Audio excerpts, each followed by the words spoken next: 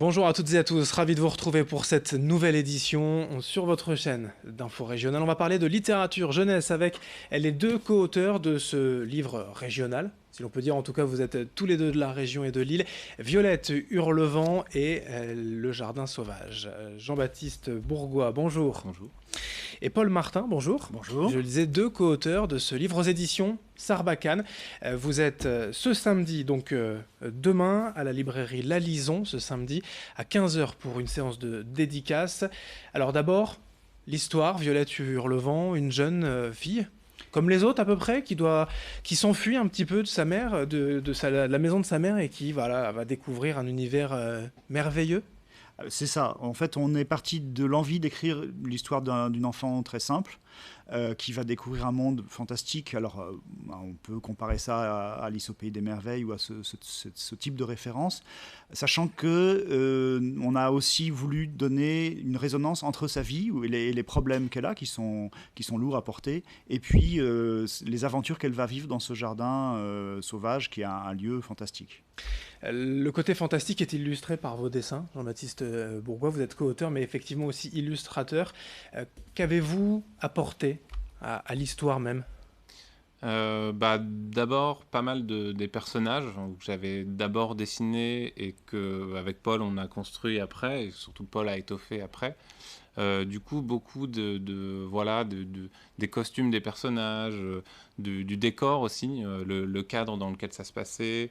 Voilà, vraiment tout ce qui arrive visuellement, je l'avais un peu conçu en amont. C'est important dans un livre jeunesse de donner quand même en fait quelque part quelques clés, des dessins. Alors là où le dessin il est, et je le souhaite dans ce livre, c'est qu'il est souvent complémentaire du texte, où du coup on va compléter le texte, apporter des précisions, ou alors montrer le moment après ou avant par rapport au texte, et que ce soit pas juste une redite du texte. Et il n'a pas nécessairement comme objectif d'aider en fait le jeune lecteur, mais juste de lui fournir plus, quoi, et de lui fournir une lecture plus complète. Ces dessins aussi vous ont aidé à écrire en fait. Complètement. En fait, Jean-Baptiste est venu me voir. Il avait déjà imaginé l'univers et beaucoup de ces éléments. Il avait des carnets entiers remplis de dessins et de notes. Et c'est à partir de ce travail-là que moi j'ai écrit, j'ai imaginé l'intrigue, et puis j'ai écrit l'histoire. Il y a certaines scènes qui me sont venues vraiment à partir d'un dessin précis. Donc ça a été un aller-retour, puisqu'ensuite Jean-Baptiste a redessiné une bonne partie de ce que j'avais écrit. Enfin, ça a été un peu un ping-pong entre nous deux. Mais l'origine du texte, c'est un exercice aussi très intéressant en tant qu'auteur. C'est vraiment partir d'un univers qui a été imaginé visuellement avant que d'être écrit. Au niveau des dessins, vous vous êtes freiné quand même un peu, justement, pour laisser l'imaginaire des enfants se construire, puisque quand on lit, on se crée aussi l'imaginaire. On n'a pas tout comme dans un film ou une bande dessinée, de vous freiner, de ne pas tout dévoiler. C'est un petit peu ça, c'est vraiment dans le travail d'illustration. Moi, j'ai toujours un bon illustrateur. Il est censé justement ne pas tout montrer, ne pas tout dire. Il ne doit pas non plus toujours redire le texte. Donc en fait, il doit... Quelle place il peut prendre, qu'est-ce qu'il peut faire d'autre, qu'est-ce qu'il peut dire d'autre, raconter d'autre. Et du coup, je ne me suis pas nécessairement freiné, mais je me suis dit, voilà, qu'est-ce qu'il serait intéressant de montrer en plus, qu'est-ce que là, à la fin de la scène, le personnage, de quelle manière il va s'en aller, s'il y a une discussion entre deux personnages, l'un s'en va, de quelle manière il s'en va, et dans les 5 minutes qui suivent, de quelle manière il marche, de quelle manière il se déplace, et c'est ça qui est intéressant en illustration, c'est de ne pas être dans la redite du texte en fait. C'est Violette Hurlevent ou c'est Le Jardin Sauvage qui vous ont séduit ?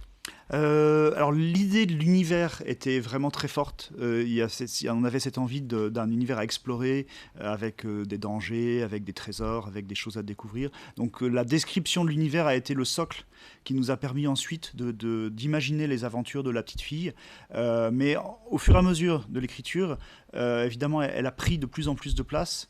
Et je dirais qu'on s'y est évidemment attaché, et le but c'est que le lecteur s'y attache aussi, mais son histoire personnelle influe également énormément le développement de l'univers dans lequel elle se développe. Donc on avait un très beau décor, et puis finalement, au final, on arrive avec un livre qui est, je pense, une histoire touchante d'une enfant Je ne sais pas si les lecteurs s'y vont s'y identifier, mais en tout cas, ils vont la suivre avec intérêt, j'espère. En tout cas, on est sur les codes assez traditionnels de la lecture pour enfants, peut-être une enfant comme les autres, effectivement, mais à qui il arrive des choses assez extraordinaires dans ce jardin sauvage.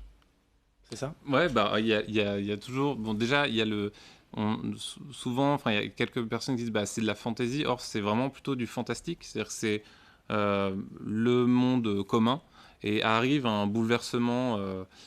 Voilà, quelque chose qui est hors du commun, mais on garde le lien avec le réel, en fait, contrairement à la fantasy, où du coup on bascule complètement dans quelque chose qui n'est plus réel et il n'y a plus de lien.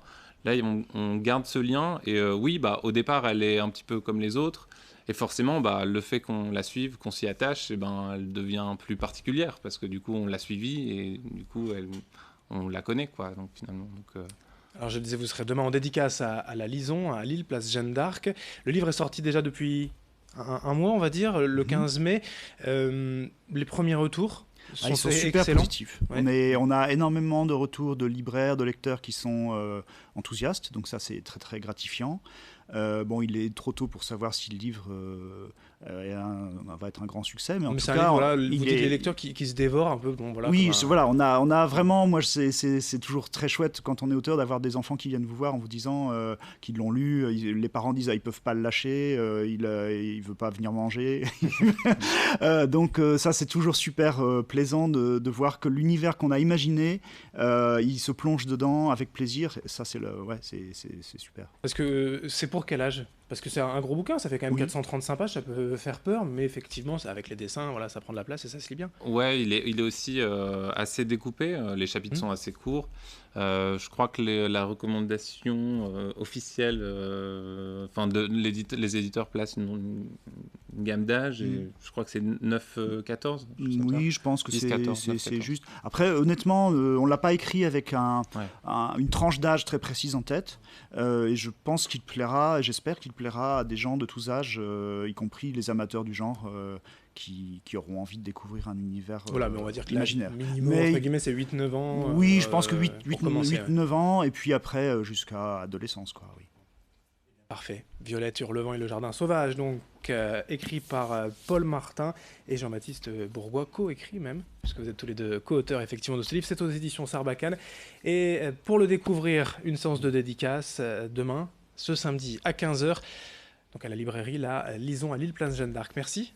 Merci D'avoir été en notre compagnie pour évoquer ce livre. Merci à vous de nous avoir suivis. Dans un instant, la suite sur votre chaîne d'information régionale.